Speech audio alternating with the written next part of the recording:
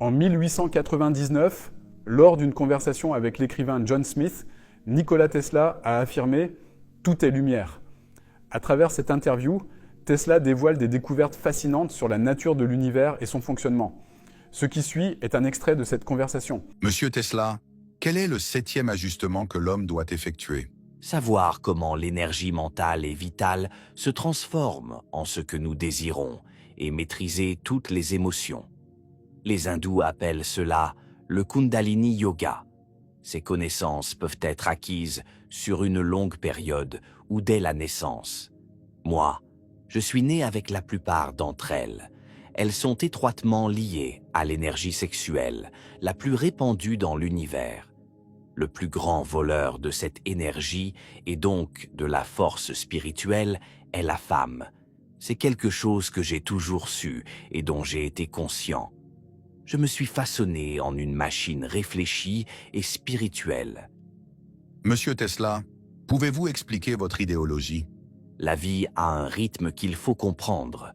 Je ressens ce rythme et m'y consacre, ce qui m'a beaucoup appris et apporté les connaissances que je possède aujourd'hui. Les amibes, le soleil, le cœur et la circulation de planètes sont liés par un lien profond. Ces liens, bien que solides, peuvent être contrôlés et entretenus pour créer de nouvelles relations sans interférer avec les anciennes. La connaissance vient de l'espace et notre vision en est un exemple. Nous avons deux sortes d'yeux, matériels et spirituels. Il est conseillé de les fusionner en un seul œil. L'univers, tel un être pensant et vivant, s'incarne dans les plantes, les animaux et les humains. Même les pierres sont des entités pensantes. Une lumière brillante nous incite à les observer et si nous n'étions pas si égocentriques, nous comprendrions leur langage et message. La respiration, les yeux et les oreilles de l'homme doivent être synchronisés avec ceux de l'univers. En écoutant vos paroles, je perçois des échos de bouddhisme et de taoïsme. Est-ce correct? Oui, cela montre que l'humanité a toujours détenu une connaissance universelle et une vérité profonde. Selon ma perception, l'univers est fait d'un seul matériau et d'une seule énergie ultime avec une infinité de formes vivantes. Ce qui est merveilleux, c'est que comprendre une part de la nature révèle les autres. Il n'y a pas de cachette, tout est autour de nous, mais nous sommes aveugles et sourds à cela. En nous liant émotionnellement à eux, ils viennent à nous. Il y a beaucoup de pommes, mais un seul Newton. Il lui a suffi d'une seule pomme tombée devant lui. Cet extrait, bien que bref, révèle déjà beaucoup de l'interview de Nikola Tesla avec John Smith. Tesla disait que tout est lumière.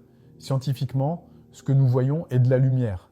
Lorsque nous ouvrons les yeux, nous recevons la lumière visible via notre iris et notre cerveau la convertit en images compréhensibles. Comme une télévision capte un signal et le convertit en image, notre corps reçoit des informations de la lumière visible et les traduit en images visibles dans notre cerveau.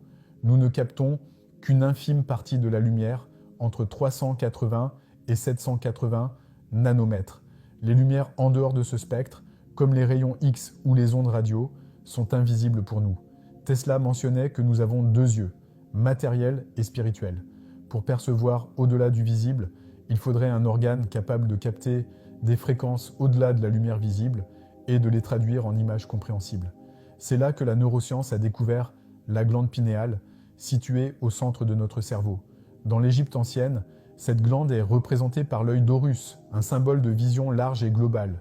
La forme de ce symbole n'est pas un hasard, elle reflète la structure du cerveau. En coupant le cerveau en deux, on obtient une coupe sagittale. Regardez l'image formée par la glande pinéale, le thalamus, l'hypothalamus, la glande pituitaire et le corps calleux.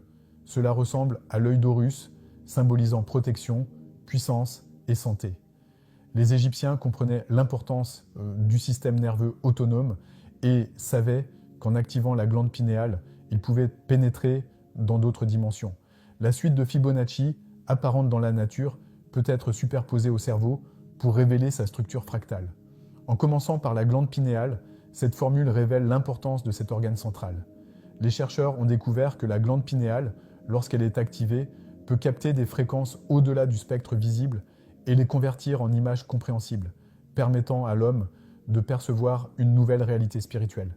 Tesla affirmait que nous avons deux yeux, matériel et spirituel, qu'il est conseillé de fusionner.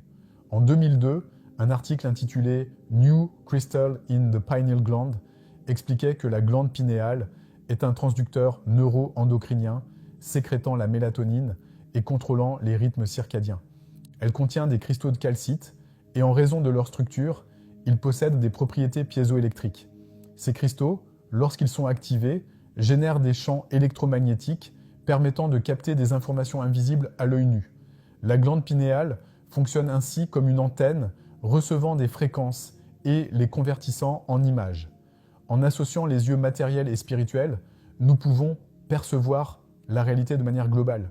Tesla affirmait que l'homme a toujours détenu la connaissance générale et la vérité, et que l'univers est constitué d'un seul matériau et d'une seule énergie ultime avec une infinité de formes vivantes. Ce principe, trouvé aussi dans les écrits hermétiques d'Hermès Trismégiste, stipule que le tout est esprit, l'univers est mental. Notre conscience est ce qui nous relie à l'univers. Le tout se représente par la conscience universelle, Dieu, l'énergie universelle ou l'unité, liant tous les êtres vivants. Le principe de correspondance hermétique dit que ce qui est en haut est comme ce qui est en bas, expliquant que les échelles de vie des atomes aux planètes sont similaires. Les informations circulant entre les atomes sont les mêmes que celles circulant dans nos cellules et les planètes. Un changement à une échelle se manifeste sur les autres. Nous avons vu que l'atome, composant de base de la matière, est constitué à 99,9 de fréquence et d'information, tout comme l'univers. En changeant notre état d'esprit, nous influençons l'univers, car les deux ne font qu'un. Les hermétiques appellent cela la transmutation mentale, permettant de changer sa vibration mentale par la volonté. En se concentrant sur des émotions positives, nous créons de nouveaux schémas neuronaux, influençant notre biologie. La transmutation mentale est un processus alchimique changeant notre état mental, tout comme la chaleur change l'état des métaux. En conclusion, ce que beaucoup appellent le divin réside en chacun de nous.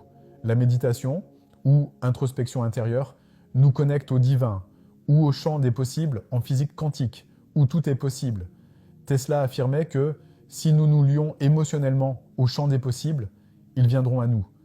Dans Devenir superconscient de Joe Dispenza, celui-ci explique que la manifestation est chimique et biologique.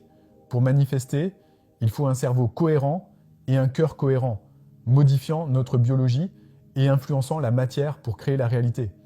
La manifestation repose sur l'alignement avec la fréquence de ce que vous désirez.